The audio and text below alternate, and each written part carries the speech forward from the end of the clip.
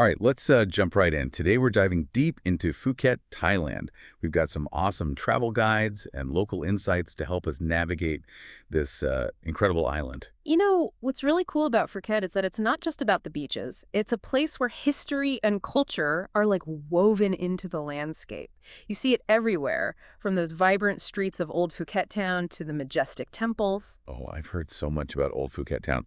The Phuket Local Guide's 2025 guide, it describes it as a step back in time with this incredible mix of like Sino-Portuguese architecture. Oh, yeah. I'm picturing those colorful shop houses and maybe even a hidden courtyard or two. You got it. That architectural style, it's a real testament to Phuket's history as a trilling port. Blending those Chinese and European influences, you can just imagine those ornate, colorful facades, often with these balconies and shuttered windows. And you'll find a lot of it along the Long Road. It's this historic street that's now a hub for shops and restaurants. See, that's the kind of detail I love. It's not just about seeing a place, it's about understanding its story. And speaking of stories, the big Buddha statue has to be one of Phuket's most iconic landmarks. Truly breathtaking. Picture this. You're standing there on Knackered Hill with the wind whipping around you, and there's this massive white marble Buddha statue. It's 45 meters tall, gazing serenely out over the island. The sense of peace and grandeur is unbelievable. Wow, you're making me want to book a flight right now. I read that the Big Buddha isn't just a tourist attraction, though, right? It's an active place of worship. Oh, absolutely. It's a sacred site for Buddhists, a place where people come to meditate, offer prayers, and make merit. And when you're there, you'll probably see monks in their saffron robes, smell that scent of incense in the air, and hear the gentle tinkling of bells. That adds a whole other dimension to the experience. It's a reminder that we're not just visiting a place. We're entering a living, breathing culture. You got it. That's what makes Phuket so special. It's a destination where you can immerse yourself in the culture, not just observe it from a distance. Now, of course, we can't talk about Phuket without mentioning the legendary beaches. Of course. Our Phuket Local Guides 2025, it raves about Patong, Kaita, and Karon. But each one seems to have its own distinct personality. They do. It's like choosing a friend to hang out with. Each one has their own vibe. Patong, it's the life of the party. Vibrant, energetic, always buzzing with activity. It's the spot for water sports, beach clubs, and those neon-lit nights that just never seem to end. That sounds a bit too wild for me. I'm more of a Kaita kind of person, I think. Ah, Kata. More laid back, perfect for families and anyone who prefers a calmer pace. Think of a crescent-shaped bay with the soft white sand, gentle waves that are perfect for swimming, and those swaying palm trees. Okay, now you're speaking my language. But there's also Karon. I've heard it has a bit of both worlds. Yeah, Karan is a good choice, if you want space to breathe. It's this long, wide stretch of beach. You can walk for miles, soak up the sun, find your own little slice of paradise. If you're feeling adventurous, you can even try some surfing. The waves there can be pretty impressive. It's like you get to choose your own adventure, even when it comes to beaches. That's what I love about Phuket. There really is something for everyone. But beyond the popular spots, are there any hidden gems? Those off-the-beaten-path beaches that only the locals know about. Ah, now you're talking. Phuket is full of hidden coves and secluded beaches just waiting to be discovered. Our guide actually mentions a few, like Freedom Beach. It's tucked away near Patong. You can only get there by boat or a bit of a hike through the jungle. Ooh, that does sound adventurous. I'm picturing crystal clear water, white sand, and maybe even a monkey or two swinging through the trees. You never know. It's those kinds of unexpected encounters that make travel so rewarding. Absolutely.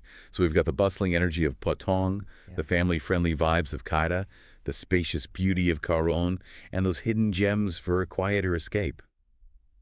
But Phuket is more than just beaches, right? Right. We're here for the culture, the food, the experiences that make it unique. You said it. And Phuket's cultural experiences are just as diverse as the beaches. Our Phuket Local Guides 2025 guide suggests checking out Siam Niramit.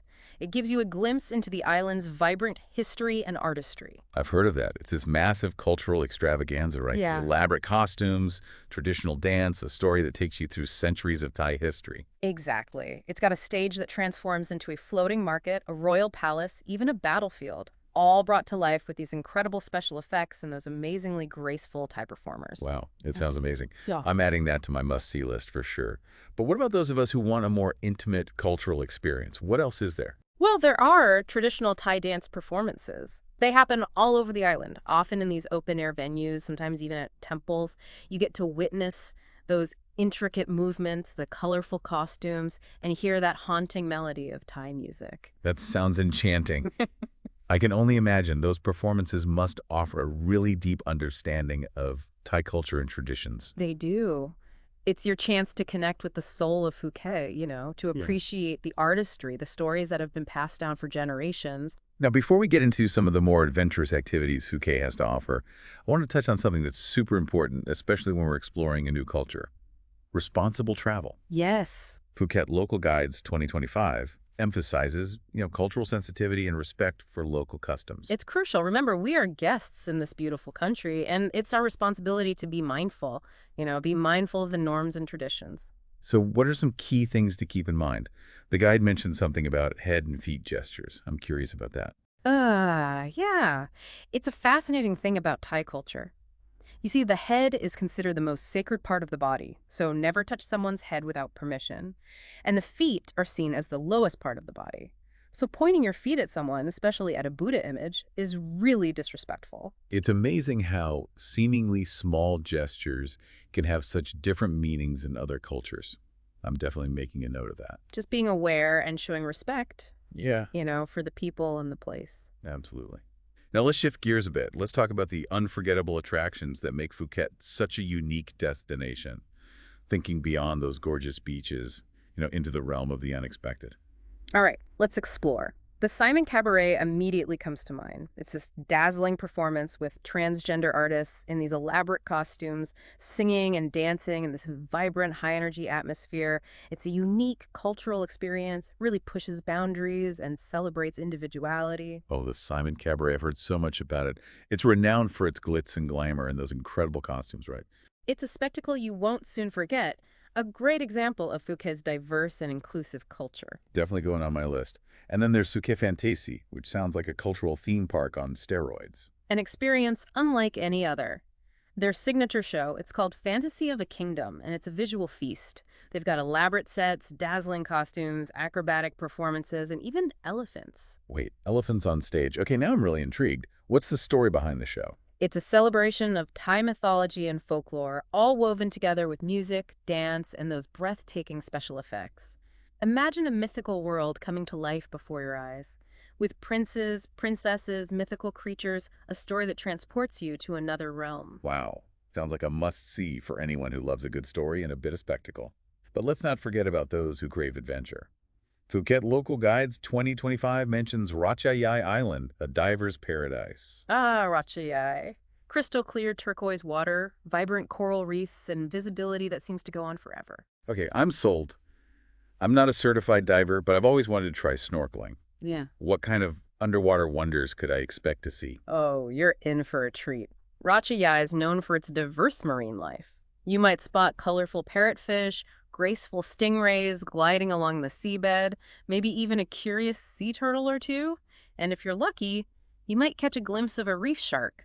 Don't worry, they're generally harmless and tend to keep to themselves. Amazing. I'm putting Ratchayai on my list for Yeah. sure. What about for those who prefer their adventures above water? What else is there? Well, for the thrill seekers, the nature lovers, there's Hanuman World. It's an eco-friendly adventure park right in the rainforest. I've heard of it. They have zip lines, right? They do. Soaring through the rainforest canopy, amazing views of the island from above. Yeah, it's a real adrenaline rush. They've got all sorts of zip lines, from gentle glides to these heart-pumping plunges. And if you really want to take it up a notch, they even have abseiling, skywalks, and even a roller coaster zip line. Hold on, a roller coaster zip line. That sounds wild. Oh, But I like that they're focused on being eco-friendly. It's important to have fun, but to be respectful of the environment, too. definitely. Hanuman World, they're committed to sustainability. They want to minimize their impact on the rainforest. They even have educational programs to teach visitors about conservation. That's great. So we've covered beaches, culture, and even a bit of adventure. All this exploring has got to work up an appetite. But let's talk about that amazing food scene in Phuket. Yeah. It's a feast for the senses. Phuket's culinary scene, that is. It's a blend of those classic Thai flavors with influences from Malaysia, China, even India. Oh, I can't wait to dig in. The guides talk about this love for bold flavors, especially in dishes like tom yum goong. I've heard it described as like a flavor explosion in a bowl. Spicy, sour, salty, sweet, all at once. Yeah, it'll definitely wake up your taste buds. Imagine this, a steaming bowl of that fragrant broth, infused with lemongrass, galangal, and chili. Then you've got plump prawns, juicy mushrooms, all adding to the texture and depth. Okay, I think I'm drooling a little bit. What about those crispy salt and pepper shrimp? I've heard those are amazing. Oh, a total classic Phuket dish. Imagine succulent prawns, deep fried till they're golden and crispy. And they season them with this blend of salt, pepper, and aromatic spices. They often come with this tangy dipping sauce that just balances out the richness perfectly. That sounds like the ideal beach snack. But I'm also curious about the street food. I've heard Phuket has some incredible street food stalls. Oh, tons of them. You'll find those street food vendors everywhere, from the bustling markets to those quiet little side streets. It's a great chance to experience those authentic flavors, and usually at some pretty great prices. So what are some of the must-try street food dishes? Always up for a good culinary adventure. Well, you can't really go wrong with pad thai. You know those stir-fried noodles with shrimp, chicken, or tofu? They're flavored with tamarind, fish sauce, and that little squeeze of lime. And if you're up for something a little more adventurous, try the hoi tod. It's this crispy oyster omelet. It's a local favorite. Okay, adding those to the list. But I also wouldn't mind experiencing some fine dining. I hear Phuket has some amazing restaurants, with those stunning views. You're right. Phuket's got a diverse dining scene. You can find those casual beachside cafes or those upscale restaurants perched right on cliffs overlooking the ocean. Sipping a cocktail as the sun sets. The sky is ablaze with color, and then you dig into a delicious meal made with fresh, local ingredients. That's the Phuket magic. It really caters to every taste and budget. Let's get practical for a second. We've talked about all these amazing experiences, but how do you actually get around this island paradise? Phuket Useful Guide has a whole section on transportation. What are the options? Well, you've got a few choices, depending on how you like to travel and your budget. For getting to and from the airport, there are taxis, buses, and even those shared minivans that can take you directly to your hotel. And what about those tuk-tuks I've heard so much about? The tuk-tuks. They're a fun way to get around, that's for sure. Just be prepared for a bit of a bumpy ride, though. And don't forget to negotiate the fare before you hop in. Good point. I've also heard about the Phuket Smart Bus. Is that a reliable option? Oh, absolutely. It's a pretty modern system, air-conditioned buses that connect all the key areas, the airport, Patong Beach, Keita Beach. It's a convenient and affordable way to get around, especially if you're not into navigating that sometimes chaotic traffic. Yeah, that sounds pretty good to me. Not a huge fan of crazy traffic. What about renting a motorbike? Is that something you'd recommend? It can be a great way to explore, go at your own pace, discover those hidden gems we talked about. But you got to be aware of the risks. Traffic can be unpredictable, and some of those road conditions can be a bit challenging. I have heard some stories about motorbike scams. The guide mentions never leaving your passport as a deposit. Yeah, that's key advice. Always be cautious, do your research before you rent anything, make sure you've got a valid international driver's license, and always wear a helmet. Safety first. All right, before we get into some of the cultural insights, let's talk about timing. When is the best time to visit Phuket? The Phuket Useful Guide, it breaks down the seasons, but I'm curious, when's that sweet spot? Well, Phuket's got a tropical climate, so it's pretty much warm all year round. But there are some distinct seasons. The dry season, it runs from November to February. That's usually considered the best time. The weather's sunny and dry, calm seas, so it's perfect for beach activities and water sports. I bet those months are pretty busy with tourists, though, right? You're not wrong. It does get more crowded then, and the prices can be a bit higher. But, if you want the best weather, that's the time to go. And what about the other times of year? Any times to totally avoid? Well, April and May, those are the hottest months. Maybe not for everyone. And the rainy season, that's June to October. You can get some heavy downpours and strong winds. But even then, you often get some sunny spells, and the landscape is super lush and vibrant. It all just depends on what you're looking for. So there's no real bad time, just different experiences. Good to know. Let's talk about language. How much Thai should we know to get around Phuket? Well, English is pretty widely spoken, especially in those tourist areas. But, learning a few basic Thai phrases can really go a long way. It shows respect and it can enhance your interactions with the locals. I agree. Even knowing how to say like, hello, thank you, and excuse me, can make a big difference. Totally. And a smile and a friendly gesture can go a long way too. It's all about making an effort, showing that you're interested in connecting with the culture. Exactly. And you can always use translation apps or services if you need help with, anything more complicated. Okay, good to know.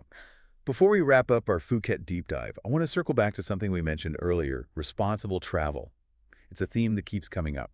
It's important. As you're planning your trip to Phuket, I really want you to think about how to be a responsible traveler.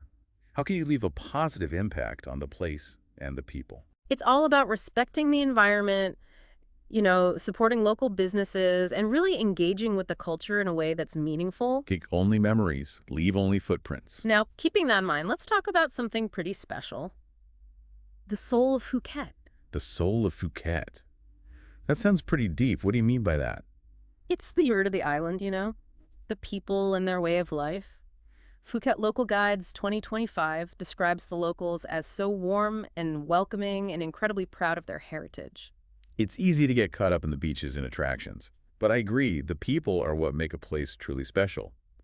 So how can we connect with the locals on a deeper level? Well, it starts with those simple gestures. Learning a few Thai phrases like sawasdee, which means hello, goes a long way. It just shows that you're making an effort. I've always found that even a little bit of the local language can, bring a smile and open up a conversation. Exactly. And don't be afraid to ask questions. The locals, they're often really happy to share their stories, traditions, and insights. Are there any cultural nuances or customs we should be aware of? Yeah. Just to avoid any accidental faux pas. The guide, it emphasizes respecting the way. It's the traditional Thai greeting. It involves a slight bow with your hands pressed together. It's like a prayer gesture you see everywhere, from the markets to the temples. I've heard about that. It seems like such a beautiful, respectful gesture. Any tips on how to do it correctly? Generally, you would wave to someone older than you or someone in a position of authority.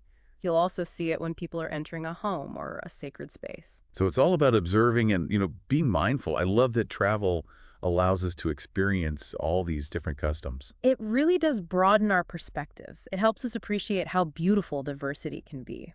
Okay, as we wrap up our Phuket deep dive, let's bring it all together. We've covered so much.